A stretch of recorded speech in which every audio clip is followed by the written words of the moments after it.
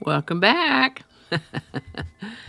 Today we're going to look at a word that describes a fascinating phenomenon. A couple of brothers who hated each other more than anyone I've ever known. A rock star whose act is all theater and, of course, a song. Interesting day indeed, February 4th. All righty, let's have a look.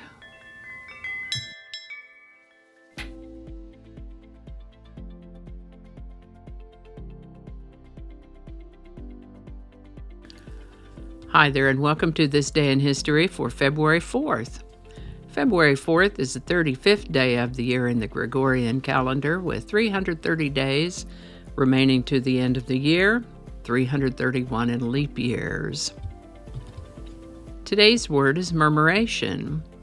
Murmuration is an onomatopoeic noun that may mean a low continuous sound, but more often it refers to the phenomenon in which a large flock of birds, like starlings for instance, move in continued fluid motion, creating shifting wave-like patterns in the sky. Some example sentences could be, the murmuration of voices in the crowded cafe created a gentle hum in the background, or as the sun set, a breathtaking migration of starlings swirled across the sky in perfect harmony. The word murmuration comes to us from Latin, where it meant to make a low, continuous sound. First known use of the word murmuration is around the late 1300s, early 1400s. Murmuration.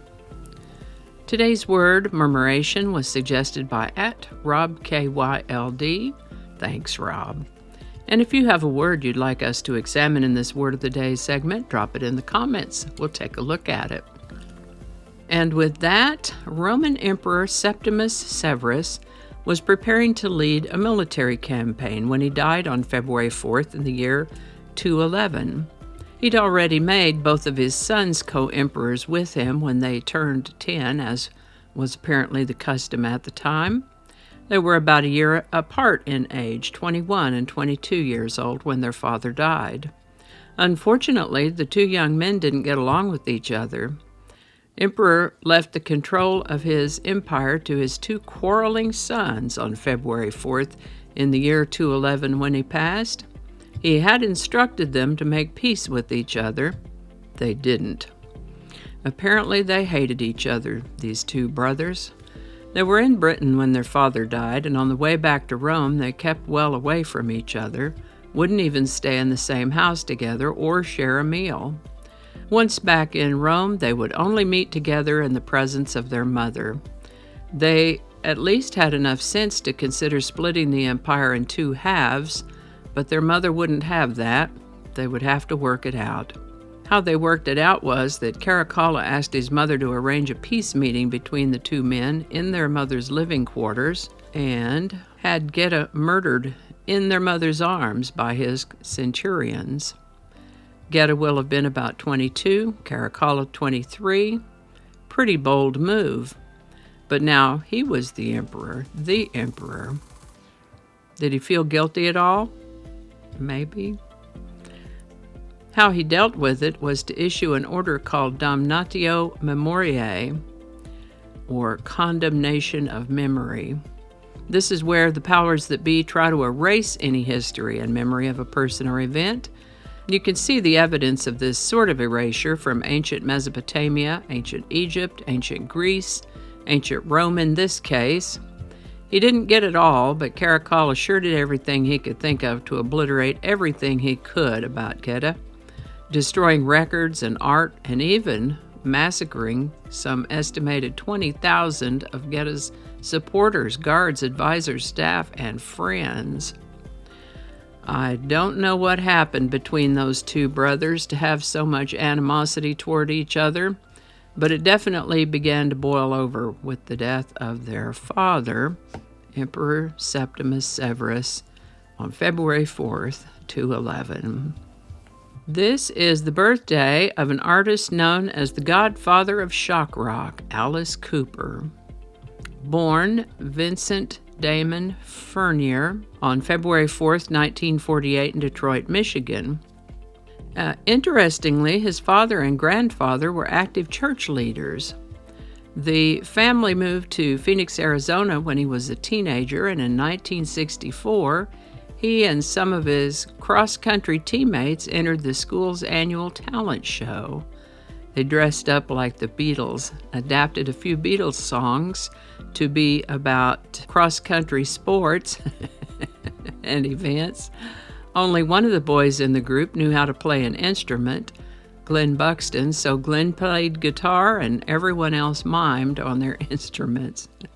And guess what? They won the talent show. Inspired by this success, they decided to form a real band. They got instruments at a local pawn shop, and Glenn set about to work on teaching them how to play. And today's protagonist, still at that time known as Vincent, or Vince at the time, sang. The year they graduated high school, they released a single called Don't Blow Your Mind, which became a local #1 hit there in Phoenix. 2 years later, they found that they needed to change the name of the band, and they went with Alice Cooper. The band gained notoriety for their provocative performances and released 7 albums between 1969 and 1973. By 1975, Vincent legally changed his name to Alice Cooper and embarked on a solo career, debuting with the concept album Welcome to My Nightmare. Beyond music, he has ventured into acting, radio hosting, and even became a golfing celebrity. And even though he has come to be known as a rock villain, this is all theater. He's actually a decent guy. He's married to the same woman since 1976. They have 3 children.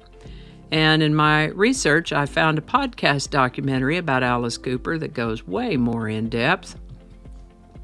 I'll leave a link to that in the description. Alice Cooper's still working and has concert dates lined up. Alice Cooper. So let's talk about an Alice Cooper song, School's Out. This one was written by Alice Cooper, Michael Bruce, Glenn Buxton, Dennis Dunaway, and Neil Smith, and sung by Alice Cooper, released as the lead single from their 5th studio album of the same name in April of 1972.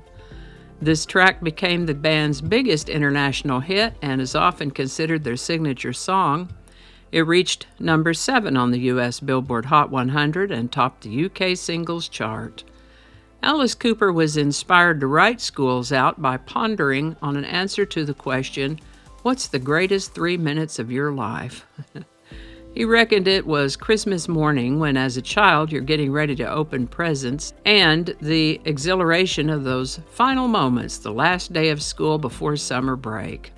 I remember as a child running home with my friends after school let out for summer, singing no more pencils, no more books, no more teachers' dirty looks. So I'd say he nailed it. Some radio markets banned the song, fearing it would encourage rebelliousness in school children, but it did get play and remains a staple of classic rock radio. School's Out has been featured in various media, and I think one of my faves is a 2004 Staples television commercial for back-to-school season, in which Cooper himself appears. It's hilarious. You can hear the song playing on the overhead music in the store.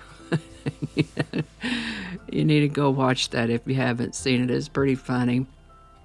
There's a link to that in the description, along with the link to School's Out. Well, you just never know what you're going to get here, do you? From the surreal grace of Murmuration to the surreal strangeness of Alice Cooper, who, as it turns out, is actually a decent guy. And don't we actually still have a few months of school left this year? Hold on, it'll be summer before you know it. Check out that Staples commercial for real, though. It is a hoot. Other than that, be kind, stay curious, keep exploring, and I'll see you next time. And I think that's going to do it for us today. Thank you so much for watching. Consider subscribing if you haven't already. Feel free to share this video with a link in your email, messaging, or social media. If you enjoy this series, you can check out the playlist that contains these videos. I'll put a link to that in the description. That playlist lives on YouTube, so for other platforms, I'll include a link to my blog page. It's called No Really. You can also find me on Rumble, BitChute, and Odyssey. All those links in that description. Alrighty, that's all I can think of right now. Thanks again, and I'll see you next time.